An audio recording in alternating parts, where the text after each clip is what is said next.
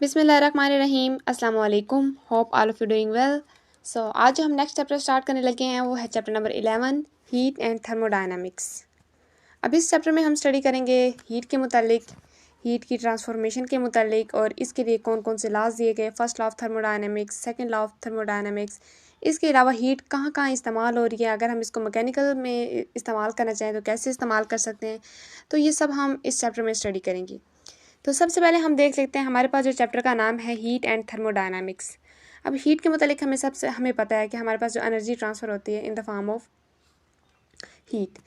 तो हमारे पास जो थर्मोडायनामिक्स है, अब ये थर्म का मतलब होता है हीट और डायनामिक का मतलब होता है मोशन। मतलब अगर जो हीट है उसकी हम मूवमेंट को देखते हैं इसको हम बोलते हैं सिंपल फॉर्म में thermodynamics. So thermodynamics is a branch of physics that deal with the relationship and conversion between the other form of energy. अब हम देखते हैं ये हमारे पास एक फिज़िक्स की एक ब्रांच है जिसमें हम एनर्जी की डिफरेंट फॉर्म में कन्वर्जन को देखते हैं। अगर हम बात करें हीट ट्रांसफ़र की, तो अब हीट से मैकेनिकल वर्क्स प्रोड्यूस होते हैं। छोटी सी मिसाल लेते हैं कि जब हम वाटर बॉयल करते हैं, अगर वाटर को हमने कवर किया हुआ है किसी लिड के साथ, ठीक है, तो जब हमारे पास स्टीम प्रोड्यूस होती है तो वो जो स्टीम है उसकी मदद से वो जो ढक्कन हमने दिया हुआ होता है वो ऊपर की तरफ उठता है। तो मतलब क्या हुआ कि हमारे पास जो स्टीम है उसमें इतनी पावर है कि वो उस ढक्कन को ऊपर उठा रही है, यानी वो वर्क करवा रही है। तो यहाँ पे हमारे पास जो हीट एनर्जी है वो कन्वर्ट हो गई मैकेनिकल एनर्जी में। तो थर्मोडायनामिक्स में हम यही स्टडी करते हैं कि हम हीट को अदर फॉर्म ऑफ एनर्जीज में उसकी कन्वर्जन देखते हैं और उसका रिलेशनशिप को स्टडी करते हैं। इसके अलावा ये टेक्नोलॉजी में बहुत इंपॉर्टेंट रोल प्ले करती है और all the raw energy available for our use is liberated in the form of heat. हमें जितनी भी एनर्जी चाहिए होती है वो हम हीट की फॉर्म में भी ले सकते हैं। तो इसमें हमारे पास सबसे पहला टॉपिक है काइनेटिक थ्योरी ऑफ गैसेस। अब काइनेटिक थ्योरी ऑफ गैसेस हमारे पास एक ऐसी थ्योरी है जो कि हमें गैसेस के बिहेवियर के मुतालिक बताती है। यानी इन्होंने हमें गैसेस के बिहेवियर के मुतालिक एक मैथमेटिकल मॉडल दिया था जिसमें गैसेस के बिहेवियर को इन डिटेल स्टडी किया गया था। अब गैसेस के बिहेवियर की बात करें तो हमारे पास उन्होंने कुछ पोस्टुलेट्स दिए थे गैसेस के मुतालिक। मतलब हमारे पास एक क्यूबिक वीजल है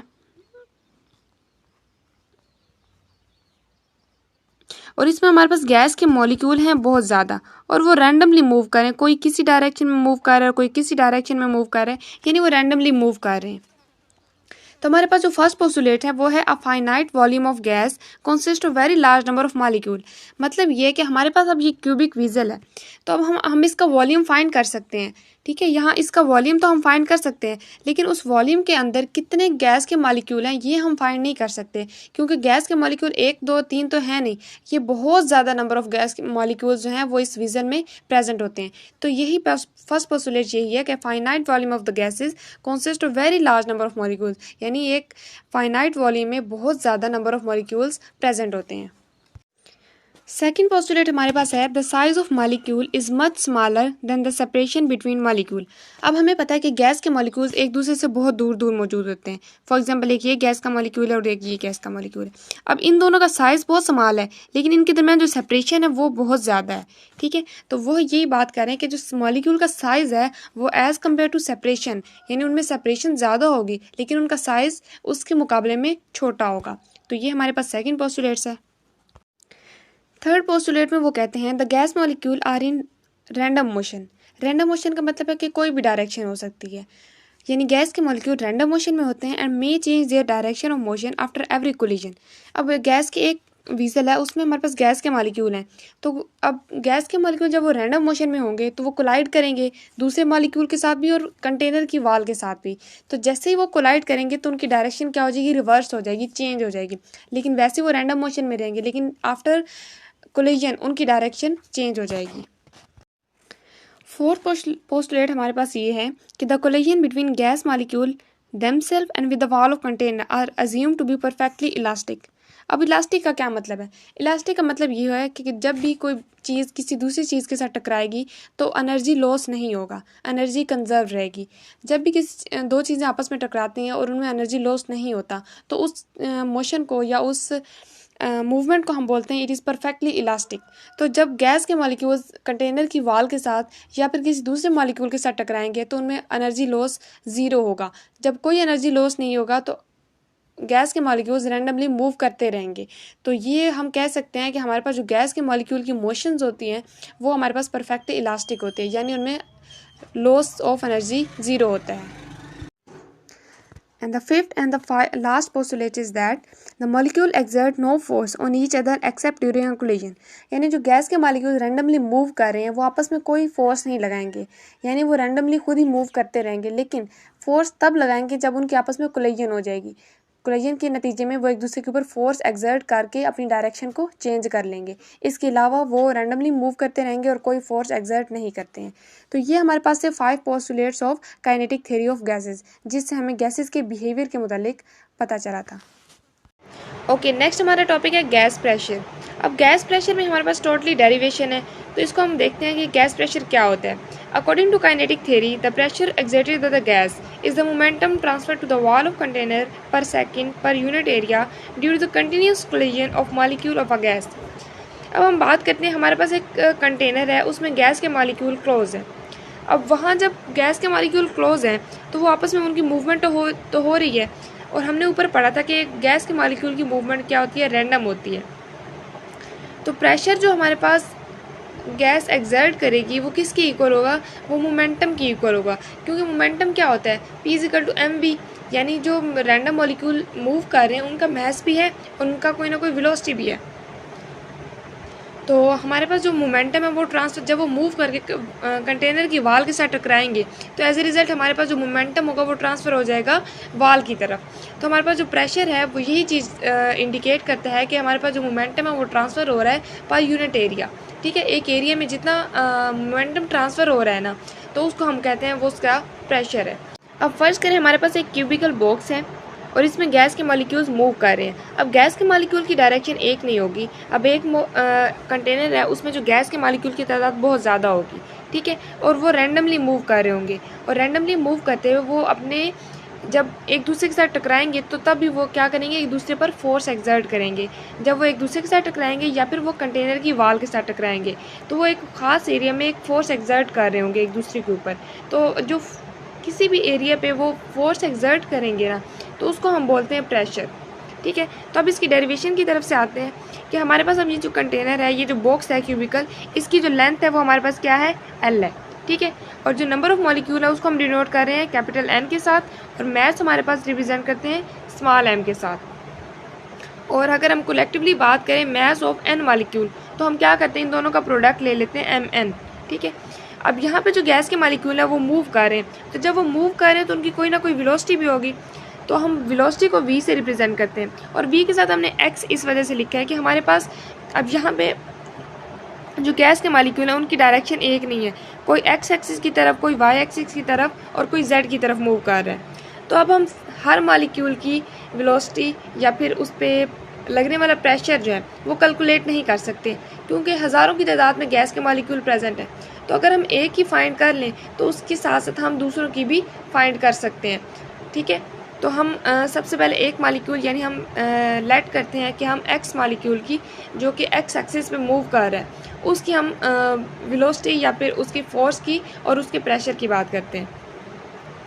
तो हमारे पास जो वेलोसिटी है एक्स मॉलिक्यूल की वो हमारे पास है v1x। ठीक है, तो उसके बाद हमारे पास initial momentum of a molecule before striking the face.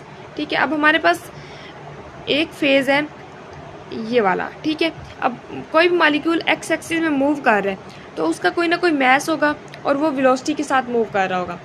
तो वो कंटेनर की वाल के साथ टकराने से पहले उसका जो मोमेंटम था वो था mv1x। और हमने पीछे जब हमने पोस्टुलेट्स पढ़े थे काइनेटिक मॉलिक्यूलर थ्योरी के, तो उसमें हमने देखा था कि गैस के मॉलिक्यूल की जो मूवमेंट होती है वो एक तो रैंडम होती है और दूसरी वो परफेक्टली इलास्टिक होती है। ठीक है, इलास्टिक का मतलब है कि वहाँ पे हीट लॉस या फिर एनर्जी लॉस ज़ीरो होता है। तो जब हमारे पास एक मॉलिक्यूल कंटेनर की वाल के साथ टकराया, उसका इनिशियली मोमेंटम था mv1x। अब टकराने के बाद वो बाउंस बैक होगा और बाउंस बैक होगा विद द सेम एनर्जी। ठीक है, एनर्जी चेंज नहीं होगी क्योंकि जो मूवमेंट है वो परफेक्टली इलास्टिक है। तो हमारे पास जो फाइनल मोमेंटम होगा वो भी होगा mv1x, लेकिन इसके साथ हम नेगेटिव का साइन लगाते हैं, और नेगेटिव का साइन इसलिए लगाते हैं कि डायरेक्शन चेंज हो गई है। ठीक है, अब बेशक हमारे पास एनर्जी सेम है लेकिन डायरेक्शन तो चेंज हुई है ना। जब भी वो किसी की चीज़ के साथ टकराएगा तो अपनी डायरेक्शन को चेंज कर लेगा, और उस चेंज डायरेक्शन को हम नेगेटिव साइन से रिप्रेजेंट कर रहे हैं यहाँ पे। अब हमारे पास इनिशियल मोमेंटम भी आ गया और फाइनल मोमेंटम भी। अब हम चेंज इन मोमेंटम की बात करें तो इनिशियल में से हम फाइनल को अगर माइनस करें तो इनिशियल हमारे पास mv1x था और फाइनल था माइनस mv1x, तो माइनस mv1x माइनस mv1x, यानी फाइनल में से हम इनिशियल को माइनस कर देंगे तो हमारे पास आंसर आ जाएगा वो माइनस 2mv1x आ जाएगा। तो ये हमारे पास चेंज इन मोमेंटम हो जाएगा। अब इसके बाद अब मॉलिक्यूल जो है हमारे पास मूव कर रहा है फॉर एग्जांपल इस एक्स एक्सिस में, ठीक है। यहाँ पे वो कंटेनर की वाल थी, वाल के साथ टकराने के बाद वो वापस बाउंस बैक हो गया। अब हमारे पास हमने कहा था कि हमने length of the side of box रखी है L, ठीक है। तो पहले उसने जो डिस्टेंस कवर किया वो L था, जब वो दोबारा उसने टकराने के बाद दोबारा मूव किया तो तब भी उसका डिस्टेंस क्या था, L था। तो मतलब ये है कि उसने टोटल कितना डिस्टेंस कवर किया, टोटल डिस्टेंस हमारे पास होगा 2L, ठीक है। एक तो वो टकराया, टकराने के बाद बाउंस बैक हुआ, तो हमारे पास जो टोटल डिस्टेंस कवर हुआ वो है 2L। और इस कोलिजन के दरमियान जो टाइमिंग है हमारी वो है डेल्टा टी, यानी एक वक्त से एक कोलिजन के बाद जो दूसरी कोलिजन तक जो टाइमिंग है उसको हम डिनोट करते हैं डेल्टा टी के साथ, यानी चेंज इन टाइम के साथ। अब हमारे पास एक इक्वेशन होती है S = VT। अब यहाँ से हमने क्या करना है कि उस कोलिजन का टाइम निकालना है। तो यहाँ से अगर हम टाइम निकालें तो हमारे पास T हो जाएगा S/V, और हमने पीछे देखा कि हमारे पास S क्या है, S डिस्टेंस है जो वो कोलिजन से लेकर कोलिजन के बाद तक कवर करता है। तो डिस्टेंस हमने निकाला था 2L, और V हमारे पास वेलोसिटी क्या थी, v1x। तो हमारे पास जो डेल्टा टी इक्वल हो जाएगा 2L/v1x। तो ये हमारे पास आ गया टाइम। अब हमने चेंज इन मोमेंटम भी निकाल लिया और सेकंड हमने टाइम यानी रेट भी निकाल लिया। अब हम इसको collectively rate of change of momentum निकालते हैं, और हमें पता है कि rate of change of momentum force के इक्वल होता है। तो जब भी हम rate of change of momentum की बात करेंगे तो मतलब ये होगा कि वो फोर्स की इक्वल होगा। तो हमारे पास rate of change of momentum की इक्वेशन ये बनेगी। तो जो चेंज इन मोमेंटम हमारे पास आया था वो था -2mv1x, ठीक है। तो इसको हमने क्या करना है, डिवाइड कर देना है जो हमारे पास जो t की वैल्यू आई थी, क्योंकि हमारे पास f हमने अभी बोला है कि हमारे पास f जो है वो rate of change in momentum over time होता है। तो हमने टाइम की वैल्यू क्या निकाली है, 2L/v1x। तो ये यहाँ पे क्या हो जाएगा, मल्टीप्लाई v1x ऊपर चला जाएगा और 2L नीचे आ जाएगा। अब यहाँ पे क्या होगा, ये जो 2 है इस 2 के साथ कैंसिल हो जाएगा, और जो v1x है और v1x ये आपस में मल्टीप्लाई होकर क्या बना देंगे, mv1x² बना देंगे, ओवर L आ जाएगा। तो ये हमारे पास फोर्स की वैल्यू आ जाएगी, फोर्स = हो जाएगा -mv1x² ओवर L। अब ये जो rate of change of momentum force के इक्वल होती है ये बताता है हमें सेकंड लॉ ऑफ मोशन, ठीक है। तो ये सेकंड लॉ ऑफ मोशन की यही स्टेटमेंट होती है कि हमारे पास rate of change of momentum of a molecule is equal to the force applied by the wall, ठीक है। जो वाल उस पर फोर्स लगा रही है, कोई भी मॉलिक्यूल किसी कंटेनर की वॉल के साथ टकराया है तो वाल एज ए रिजल्ट उस पर फोर्स लगाती है, तभी तो वो बाउंस बैक होता है। तो जो वाल फोर्स लगा रही है ना वो हमारे पास चेंज इन मोमेंटम की इक्वल होगी। अब Newton third law of motion हमें कह रहा है कि अब मॉलिक्यूल ने जो फोर्स लगाई है वाल के ऊपर, तो मॉलिक्यूल की जो फोर्स है और जो वाल की फोर्स है वो एक दूसरे की ऑपोजिट है, इक्वल तो है लेकिन ऑपोजिट है। वो कैसे कि हमारे पास ये वॉल है तो इस पर कोई भी मॉलिक्यूल फोर्स लगाता है इस डायरेक्शन में, अब एज ए रिजल्ट वाल ने भी तो फोर्स लगानी है, तो वाल जो फोर्स लगाएगी वो इस डायरेक्शन में लगाएगी। अब ये तो दो फोर्सेज हैं, ये इक्वल तो हैं लेकिन क्या है, ऑपोजिट इन डायरेक्शन है। ऊपर हमने पढ़ा जो चेंज इन मोमेंटम हमने निकाला है और उसकी वैल्यू हमारे पास माइनस में आई है। अब ये जो चेंज इन मोमेंटम की जो वैल्यू है ये वो फोर्स है जो कि वाल अप्लाई कर रही है, ठीक है।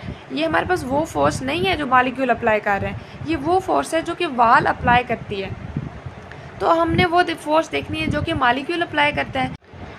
तो हमारे पास क्या हो जाएगा कि हमारे पास F1x = हो जाएगा माइनस, अब ये जो माइनस है ये वो मॉलिक्यूल की जो अपोजिट फोर्स लग रही है ना ये उसको रिप्रेजेंट कर रहा है, और जो दूसरा अंदर माइनस है वो रिप्रेजेंट कर रहा है चेंज इन मोमेंटम को, ठीक है। जो फोर्स वाल एग्जर्ट कर रही है, ठीक है, वो वाली फोर्स अंदर है और बाकी जो मॉलिक्यूल लगा रहा है वो हमारे पास नेगेटिव साइन बाहर डोनेट कर रहे हैं। तो हमारे पास ये क्या हो जाएगा, फाइनल इक्वेशन F = mv1x² हो जाएगा, मतलब ये पॉजिटिव में वैल्यू आ जाएगी। अब हमने बोला था कि हमारे पास जो मॉलिक्यूल है गैस के वो बहुत हज़ारों की तादाद में है, बहुत ज़्यादा मॉलिक्यूल हैं। अब हम हर मालिक्यूल की कैलकुलेट नहीं कर सकते, तो क्या करेंगे, हमने जो एक की कैलकुलेट किया है, अब एक्स एक्सिस पे हमने एक्स एक्सिस की बात की थी, तो एक्स एक्सिस पे सिर्फ एक मालिक्यूल तो नहीं होगा ना, एक्स एक्सिस पे और भी मालिक्यूल होंगे जो कि एक्स एक्सिस में मूव कर रहे होंगे। तो मतलब ये है कि हमने जब एक्स एक्सिस पे अभी फाइनल इक्वेशन निकाली है, अब ये हमारे पास जो फाइनल इक्वेशन एक मालिक्यूल की निकली है, एक मालिक्यूल अगर एक्स एक्सिस पे मूव कर रहा है तो उसकी जो फोर्स है एम वी एक्स स्क्वायर है, ठीक है। तो हम कहते हैं हमारे पास जितने भी एक्स एक्सिस पे मालिक्यूल हैं, V1x, V2x, V3x और Vnx, मतलब एक्स एक्सिस पे जितने भी मालिक्यूल हैं उन सब की जो फोर्स है वो सेम है, एक जैसी है। तो हम क्या करेंगे, हम इसकी एवरेज निकाल लेंगे। हम तमाम मालिक्यूल, हमारे पास जो एफ एक्स होगा वो किसके इक्वल हो जाएगा, F1x, F2x, F3x plus Fnx, ठीक है। जितने भी एफ एक्सिस पे मालिक्यूल हैं उन सबको हम क्या कर देंगे, ऐड अप कर देंगे। ऐड अप करने के बाद जो हमारे पास इक्वेशन बनेगी वो कुछ इस किस्म की होगी, M V square over L plus M V square over L, ठीक है। इन सब के हमने जो फोर्स है उनको क्या कर देना है, प्लस कर देना है। अब हमारे इस पूरी इक्वेशन में जो मेन कंसर्न है वो तो हमारा है प्रेशर, ठीक है। तो हम प्रेशर की बात करें तो प्रेशर हमारे पास क्या होता है, pressure is equal to force per unit area, मतलब P is equal to F by A, ये हमारे पास प्रेशर की डेफिनेशन होती है। उसके बाद हमारे पास जो A है, अब ये जो फोर्स है ये तो हमने फाइंड कर ली है, ऊपर हमने फोर्स देखी है कि हमारे पास जो फोर्स आई है वो क्या है, mv1x², या फिर हम कह सकते हैं कि अगर सारे x मॉलिक्यूल की बात करें तो ये हमारे पास फोर्स आई है जिसमें हमने सब मॉलिक्यूल की फोर्स को प्लस कर दिया है। अब Fx तो हमें मालूम है, लेकिन एरिया क्या है, एरिया हमारे पास हमने देखा है कि एरिया हमारे पास क्या होता है, L², ठीक है। एरिया को हम इक्वल करते हैं L² के। तो अब हम इसमें फोर्स की और एरिया की वैल्यू पुट कर देते हैं। P is equal to F by A है, तो हमारे पास ये जो L² है ये क्या हो जाएगा, डिवाइड हो जाएगा। तो डिवाइड होने के बाद हमारे पास जो फाइनल इक्वेशन बनेगी वो कुछ इस किस्म की होगी, P is equal to M by L3, और ये जो Vx है, V2x है, V3x² है, ये हमारे पास कॉमन आ जाएंगे। उसके बाद आप देखते हैं कि हमारे पास जो गैसेस के मॉलिक्यूल है उसकी कोई ना कोई डेंसिटी भी होगी, ठीक है। अब जो गैस के मॉलिक्यूल की जो डेंसिटी है उसको हम डिनोट करते हैं, डेंसिटी होती है हमारे पास मास बाय वॉल्यूम, ठीक है। मतलब एक हमारे पास जो कंटेनर है उसका एक स्पेसिफिक वॉल्यूम होगा, तो उस स्पेसिफिक वॉल्यूम में कितना मास प्रेजेंट है, ठीक है। उस स्पेसिफिक वॉल्यूम में जितना मास मौजूद होगा उसको हम बोलते हैं गैस की डेंसिटी, ठीक हो गया। तो हमने मैस की बात की थी कि हमारे पास गैस के जो मैस है वो हमारे पास मैस m था, और हम नंबर ऑफ़ मॉलिक्यूल कितने थे, n थे। तो हमने कलेक्टिवली बोला था कि जब n नंबर ऑफ़ मॉलिक्यूल की बात होगी तो उनका जो कलेक्टिवली मैस होगा वो क्या होगा, nm, ठीक है।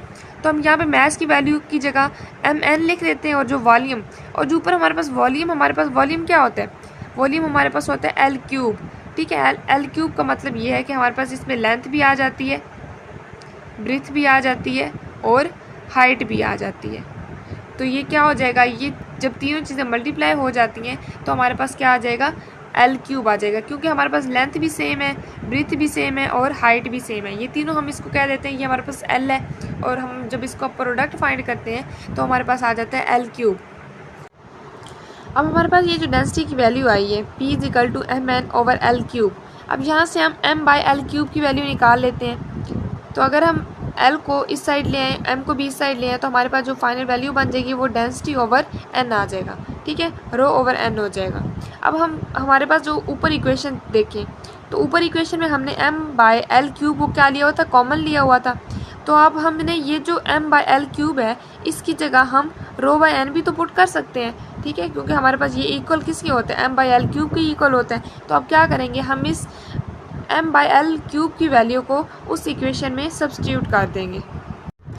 सब्स्टिट्यूशन के बाद हमारे पास जो फाइनल वैल्यू आएगी वो होगी P is equal to rho over N is equal to rho over N Vx² plus V2x² plus V3x² और Vnx²।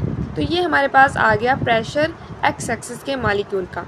अब हम क्या करेंगे, हमारे पास जो रो ओवर n है इसमें से जो n है उसको हम डिवाइड करवा देंगे ये जो हमारे पास वेलोसिटी आई है उनके साथ, मतलब V1x² plus V2x² plus V3x² dot dot dot nx² over n।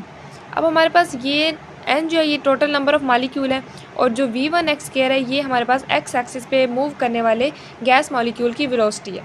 ठीक है, तो जब भी हम बात करते हैं कि गैस मॉलिक्यूल की जो टोटल वेलोसिटी है, मतलब हमने v1x किया, v2x किया और v3x किया, उसको अगर हम डिवाइड करते हैं टोटल नंबर ऑफ़ मॉलिक्यूल के साथ, तो ये हमारे पास बन जाती है मीन स्क्वायर वेलोसिटी।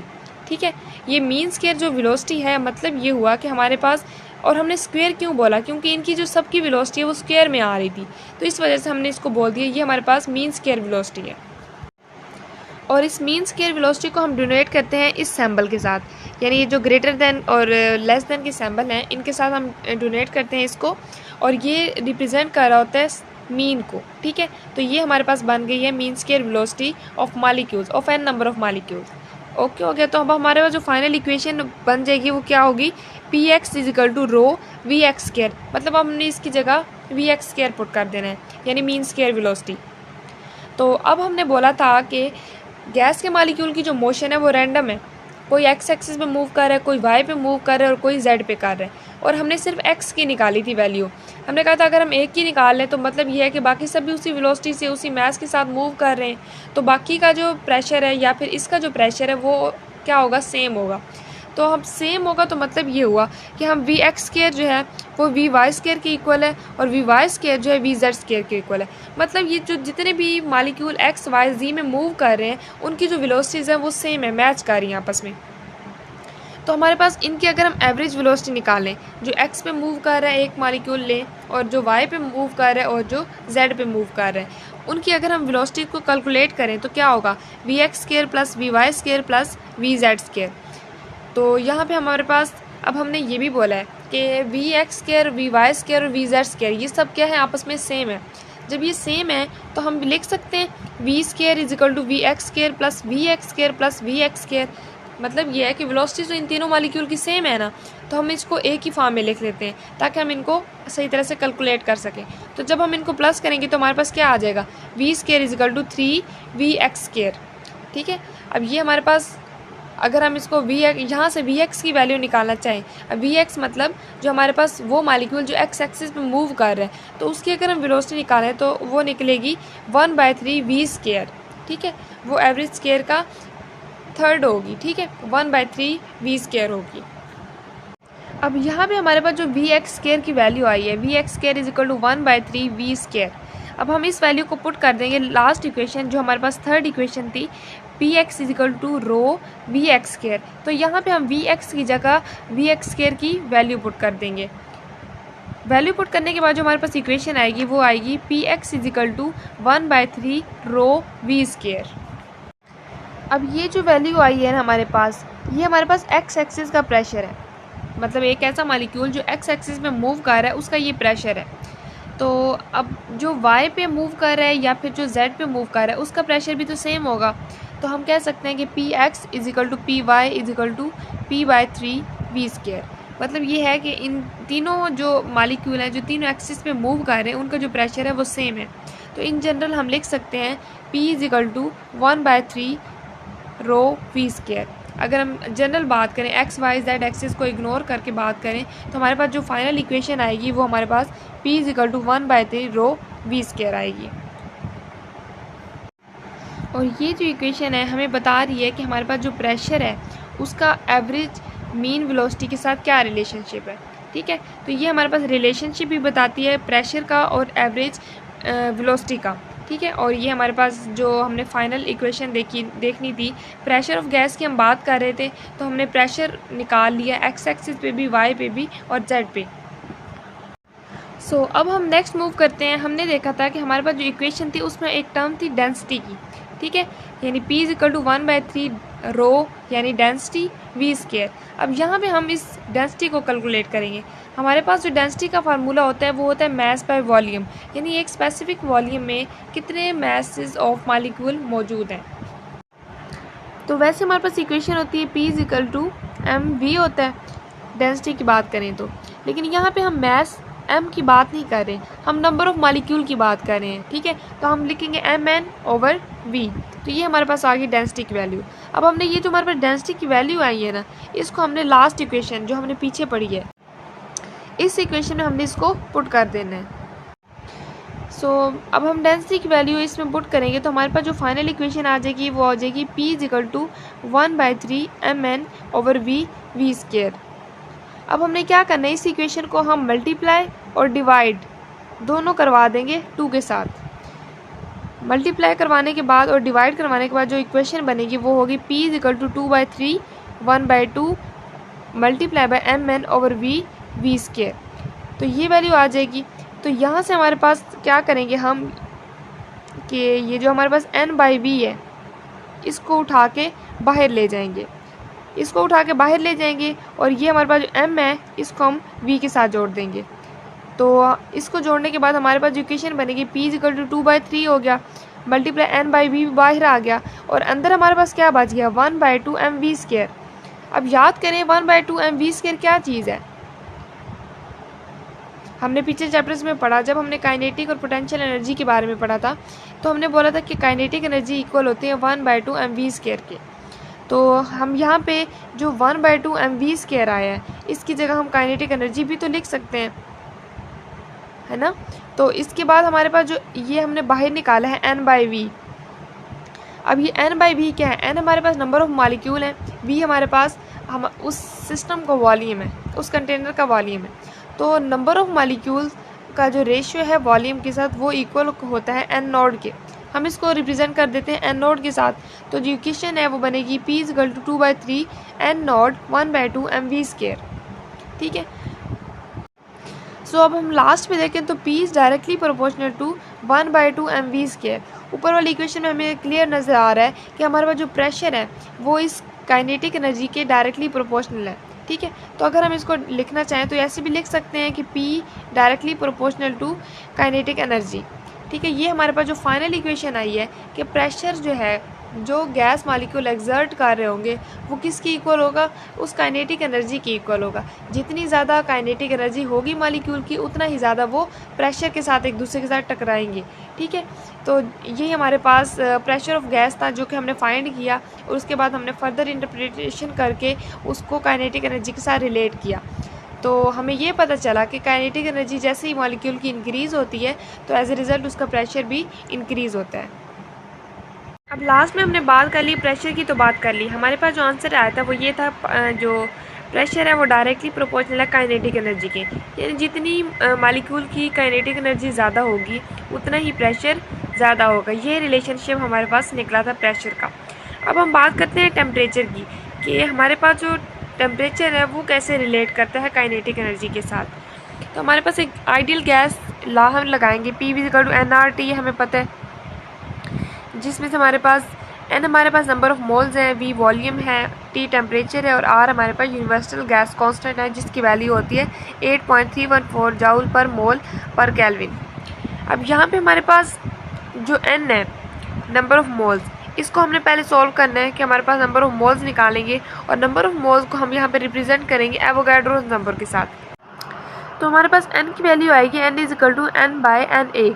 ठीक है। तो हमारे पास n हमारे पास नंबर ऑफ मॉलिक्यूल्स हैं और Na हमारे पास एवोगाड्रो नंबर है। तो हमने नंबर ऑफ मॉलिक्यूल्स को एवोगाड्रो नंबर के साथ डिवाइड करवा देना है और तभी हमारे पास नंबर ऑफ मोल्स की तादाद आ जाएगी। उसके बाद हमारे पास जो जब हम n की वैल्यू फाइंड कर लेंगे, अब इस n की वैल्यू को हमने इस आइडियल गैस में पुट कर देना है। तो PV is equal to nRT/Na, ये इक्वेशन बन जाएगी और इसको हम फर्दर सॉल्व करें तो PV is equal to NKT। अब ये जो K है क्या है, ये जिसके दरमियान में इक्वेशन बन रही है ना RT/Na।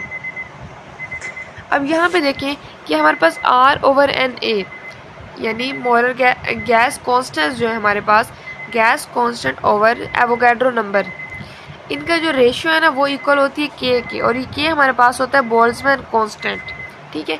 यानी गैस कांस्टेंट और एवोगाड्रो नंबर की जो रेशियो है वो हमारे पास बोल्ट्जमैन कांस्टेंट के इक्वल होती है। तो हम इसको K से भी रिप्रेजेंट कर सकते हैं। तो हम इसको R/Na को K से रिप्रेजेंट कर लेते हैं। तो हमारे पास जो इक्वेशन बन जाएगी वो PV is equal to NKT। ठीक है।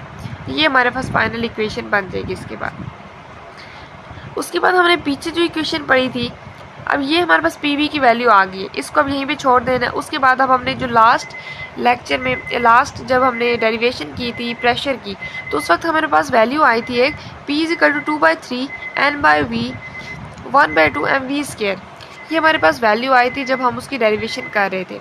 अब यहाँ से हम पी वी की वैल्यू निकालें अगर, तो ये जो v है ये p के साथ आ जाएगा और हमारे पास जो पी वी की वैल्यू आ जाएगी वो हो जाएगी 2n/3 1/2 mv²। अब देखें तो एक इक्वेशन हमारे पास ये आई पड़ी है पी वी की और दूसरी इक्वेशन हमारे पास ये आ गई है पी वी की। अब हम क्या करेंगे, अब हम इन दोनों इक्वेशंस को रिलेट कर लेंगे।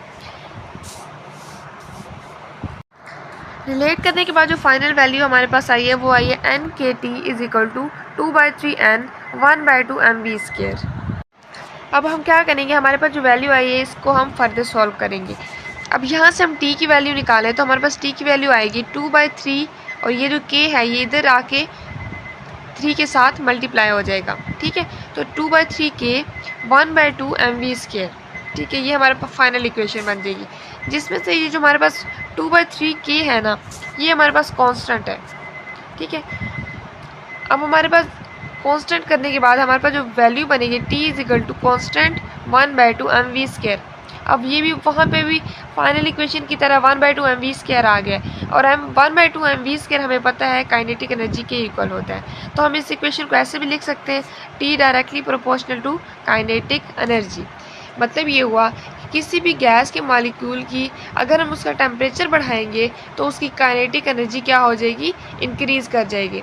ये चीज़ मेन चीज़ है जो कि पूरे चैप्टर में डिस्कस होगी कि जैसे ही हम किसी भी मॉलिक्यूल का टेम्परेचर इंक्रीज़ करते हैं तो जो मॉलिक्यूल की एवरेज काइनेटिक एनर्जी है वो इंक्रीज़ हो जाती है।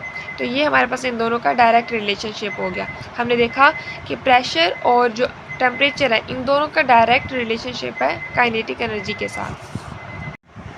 नेक्स्ट हमारे पास है डेरिवेशन ऑफ गैस लॉ। अब गैस लॉज की बात करें तो हमारे पास गैस लॉ दो होते हैं, एक हमारे पास बॉयज़ लॉ और एक हमारे पास चार्ल्स लॉ। अब बॉयज़ लॉ क्या कहते हैं, बॉयज़ लॉ कहता है कि the volume of a given mass of gas at constant temperature is inversely proportional to the pressure applied to the gas. यानी एक कांस्टेंट टेम्परेचर पे जो वॉल्यूम है किसी भी गैस का वो उसके प्रेशर के इन्वर्सली रिलेशनशिप में होता है।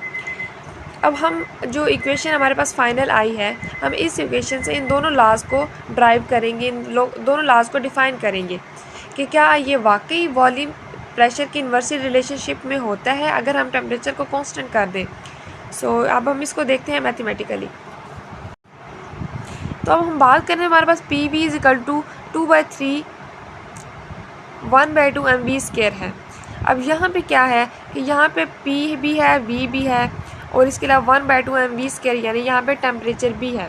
तो हम क्या करेंगे, हमारे पास कंडीशन क्या है, बॉयज़ लॉ है, तो हमने क्या करना है, टेम्परेचर को कांस्टेंट कर देना है।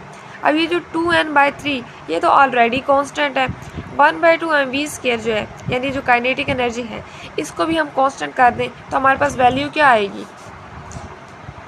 हमारे पास जो वैल्यू आएगी वो होगी PV = कांस्टेंट हो जाएगा। PV = कांस्टेंट हो जाएगा और यहाँ पे हम बात करें P को इधर रखें और V को दूसरी साइड ले आएँ तो क्या हो जाएगा, V इधर आके डिवाइड हो जाएगा तो इन्वर्स में आ जाएगा ना। तो हमारे पास जो इक्वेशन बनेगी P inversely proportional to 1/V। तो यहाँ से हमने देखा कि ये जो लॉ है गैस लॉ यानी बॉयज़ लॉ यहाँ से ड्राइव हो गया।